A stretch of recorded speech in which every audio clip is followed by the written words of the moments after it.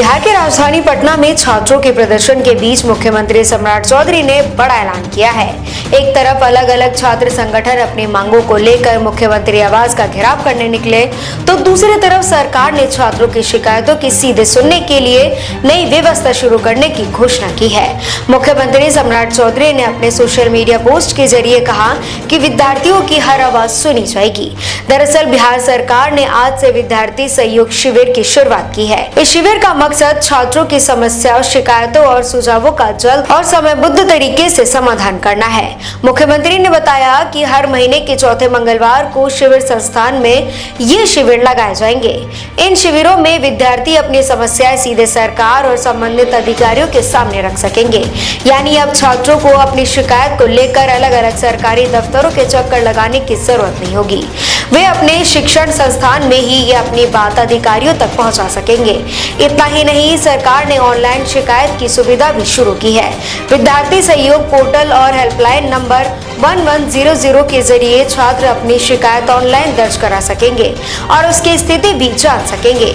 सम्राट चौधरी ने कहा कि सरकार का संकल्प है कि विद्यार्थियों की हर बात सुनी जाए और उनकी समस्याओं का समाधान किया जाए। अब इस ऐलान को पटना में हो रहे छात्र प्रदर्शन से जोड़कर भी देखा जा रहा है। दरअसल आपको बता दें, छात्र संगठन लंबे समय से भर्ती परीक्षाओं में देरी, पेपर लीक, परीक्षा रद्द होने और रिजल्ट जारी करने में देरी के मुद्दे उठा रहे हैं। इन्हीं समस्याओं को लेकर बिहार के नेता प्रतिपक्ष तेजस्वी यादव ने भी मुख्यमंत्री सम्राट चौधरी को पत्र लिखा था।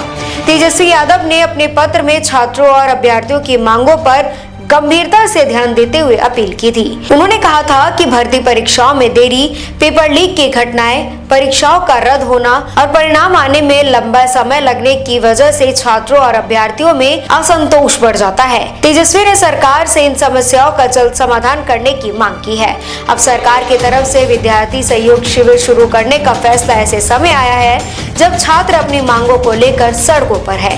यानी सरकार एक तरफ प्रदर्शन कर रहे छात्रों की आवाज सुनने की बात कर रही है, तो दूसरी तरफ शिकायतों के समाधान के लिए एक नया सिस्टम भी तैयार कर दिया गया है। लेकिन बिहार की सरकार का फोकस सिर्फ शिकायतें सुनने तक सीमित नहीं है। इससे पहले मुख्यमंत्री सम्राट चौधरी बिहार विद्या साथी ऐप भी लॉन्च कर चुके हैं। इस ऐप के जरिए छात्रों को 24 घंटे और 7 दिन ऑनलाइन शिक्षा की सुविधा देने की बात कही गई।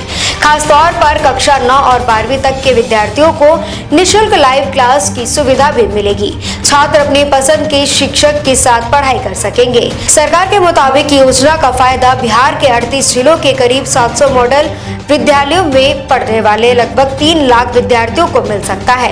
यानी एक तरफ सरकार छात्रों की शिक्षा को डिजिटल बनाने की कोशिश कर रही है, तो दूसरी तरफ उनकी शिकायतों के समाधान के लिए विद्यार्थी सहयोग शिविर की शुरुआत की गई है। अब सबसे बड़ा सवाल यही है कि क्या इस नई व्यवस्था से छात्रों की समस्याओं का समाधान होगा या वास्तव में समय का समाधान हो पाएगा? क्योंकि छात्रों की सबसे बड़ी मांग सिर्फ शिकायत सुनने की नहीं है, बल्कि भर्ती प्रक्रिया में पारदर्शिता, समय पर परीक्षा, पेपर लीक पर रोक और समय रिजल्ट देने का है। फिलहाल मुख्यमंत्री सम्राट चौधरी ने साफ कहा है कि विद्यार्थियों की आवाज सरकार तक पहुंचाते और उनकी शिकायतों को सद्बुद्धि तरीके से सुना जाए।